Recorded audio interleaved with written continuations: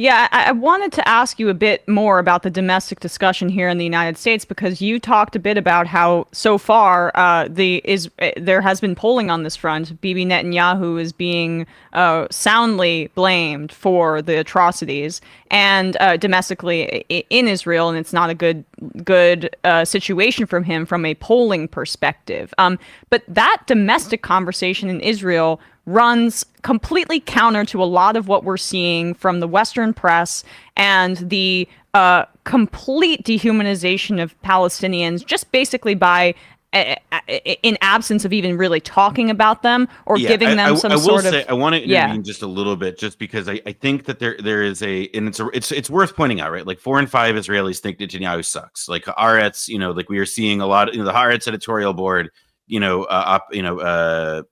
like article gets shared very widely, Right. etc. That should not, for a moment, actively, like really change people's perception that what is happening in Israel as a whole among the body politic at this moment is something other than, a social conditioning for the commission of genocide. Not that you were saying otherwise, but just because I've seen this presented, I think, as, a kind of like, isn't it crazy how Israelis are freer to speak criticism of their government than we are? And it's like, like that's because they're there. But I think it's, it's in our domestic political situation is just so much more constricted, or feels that way, because our culpability is, in many ways, it comes with the freedom of complete choice. We could choose to stop writing checks to fund the Iron Dome and to force Israel to the table. We could do what James Baker did in the early 1990s, George H.W. Bush's cabinet member, in pressuring the Israelis to go to Madrid and make the concessions that would ultimately lead to Oslo. A terrible process, but at least something that was an alternative to, Israeli bombs. And, that to me is just the kind of like that sort of just about sums it up as the kind of. Certainly, and you mentioned Bush Senior, but like a lot of what I'm seeing in the press, there are parallels to the loyalty tests after 9/11. I actually pulled up an article from Yediot Achronot's English language website, and the headline is "Israel's war is the war of the free world." Opinion: progressive circles, quote unquote, embedded in academia, media provide justification to those who attack Israel and the West. While neither is immune to criticism, their transgressions pale in comparison to the threat posed by the jihadi movement and its offshoots to the very existence of the free world. Like let's like that's 9/11. That is post 9/11 claptrap. And that we are seeing reproduced. This is an Israeli translated in English saying this kind of thing, but it's what Lindsey Graham was saying on Twitter and on TV. It's what many Democratic politicians are saying right now. It's a resurrection of the rhetoric from after 2001, when to justify the vast atrocities that we would carry out in, not just those few months after 9/11, but in the years to come, we had to create a scale of conflict that could suit the, our imagination, as opposed to, a more prosaic reality, which is that we literally funded and trained the guys who did 9/11 to us. The Israeli government funded Hamas. Exactly. It's so there becomes this like you have to you could argue that the capacity for developed nations to deal this kind of technological destruction is that it has a pattern, that it has a kind of that there is a shock and an indignation that comes when there is a blow that is dealt, and there is the immediate a desire to say, well, this was an exception. This tragedy, whether it was Israelis massacred in the south in the desert at kibbutzim and at a music festival, it exists as an exception outside of the patterns of conflict that preceded it and afterward.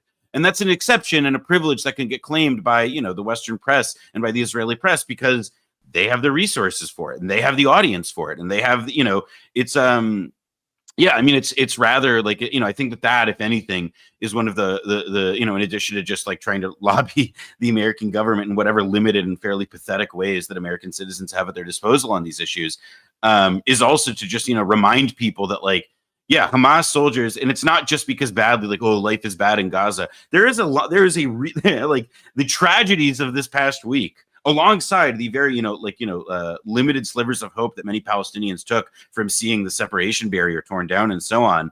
It's directly related to the pogroms in Hawara in the West Bank earlier this year. And just a few years ago, when the Palestinians launched in Gaza a great March of Return, a peaceful march protest that was just, it was a mass, it was a slaughter. Israeli soldiers murdered hundreds, permanently wounded thousands. And, I think that is the kind of thing that you don't invoke as a way of saying, well, this cancels out, the massacres in Israel. No, it's a way of explaining how did those massacres in Israel happen? Because these things don't, these acts of violence do not arise out of nowhere. And for what it's worth, I think Americans should, consider taking a fucking look in the mirror themselves and thinking about well, gee, why is it that people commit mass fucking shootings all the time in this country? And have the means to do it and so forth. I think it would be wise for us to consider, when we do have these explosions of violence that take place and, literally do not make sense or are unable to be processed by, people who do live, like myself, fairly comfortable and untraumatic lives. To ask how it is that these crimes register with them and the others do not. Well, I mean, I saw, and I'm gonna honestly forget who made this. Oh, it was Murtaza Hussein. Made this point on Twitter that Americans have more of a visceral understanding of what it means to be shot to death because of our domestic experience, but that it's so far away from our imagination, having relentless bombing on top of your homeland in such a highly concentrated area. And I know we don't have you for too much longer, so I could expect we could talk even more about that. We could go forever, but I wanted to kind of really ask you this final question and talk about this. The dynamic of Israelis not needing to be perfect victims for the United States to and for Western media to find sympathy for them, but for Palestinians or Palestinian representatives or supporters of Palestinians to come on television and they have to first denounce Hamas, denounce Hamas, denounce Hamas. You have to be a perfect victim to get any sympathy. Whereas if you're an expert that's in promoting what Israel is doing right now, there's never a prerequisite to say, do you condemn the mass murder of civilians by your government, by your representatives, which is much more formal than anything that Palestinians are allowed to engage in. Talk a bit about that, Noah.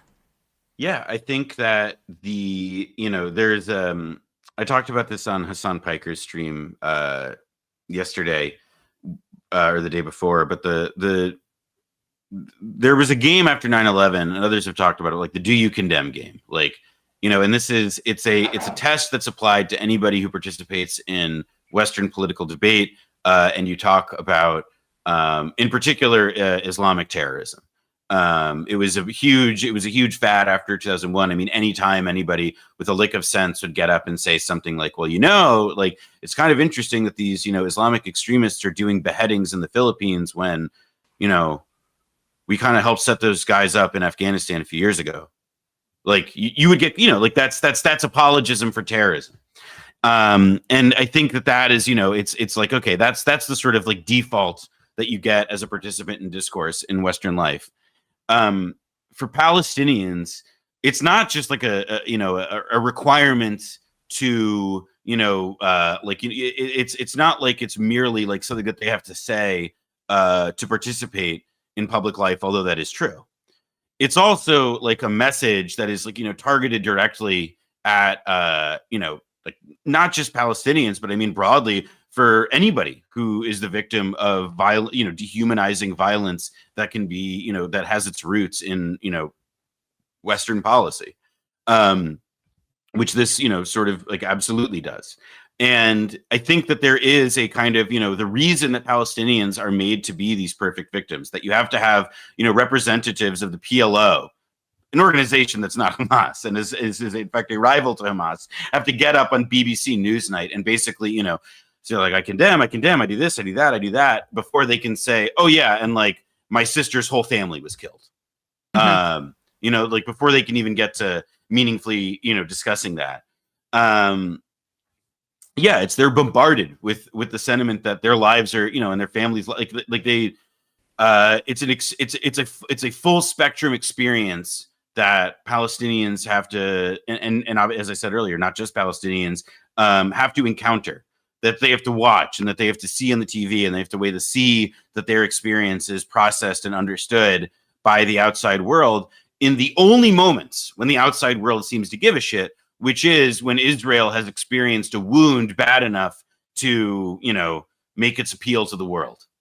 Yeah, I mean, I think, when I was younger, I thought that there was a kind of special incumbency that I possessed as a Jewish person to, stick up for Palestinians in that way. But the longer and the more that I feel like the kind of, Zionism that I was raised with, and, in the Jewish world, is kind of, it's becoming embedded in the firmament, and it affects the default assumptions about whose lives are worth stuff and whose aren't, that many people who did not have my background, now feel. Like, I think it's become something, it has become even more powerful over time, of a kind of like legacy, and like a film, like a filmy substance over the way that Americans in broadly experience the world. And I think, sort of lesson one of, trying to figure out, like, well, how do we undo this, process by which we make Palestinians have to fucking apologize for their own existence? It kind of begins with, directly confronting these, frankly, deeply racist assumptions that, guide our decisions about whose lives are worth shit and whose aren't. Noah Kulwin, I really appreciate your passion and like your clarity in this moment. Contributing editor at Jewish Currents. Everybody who hasn't listened to Blowback yet, please do. We'll put a link to the podcast in the description. Thanks so much for your time today, Noah. Really appreciate it. Thank you so much for having me.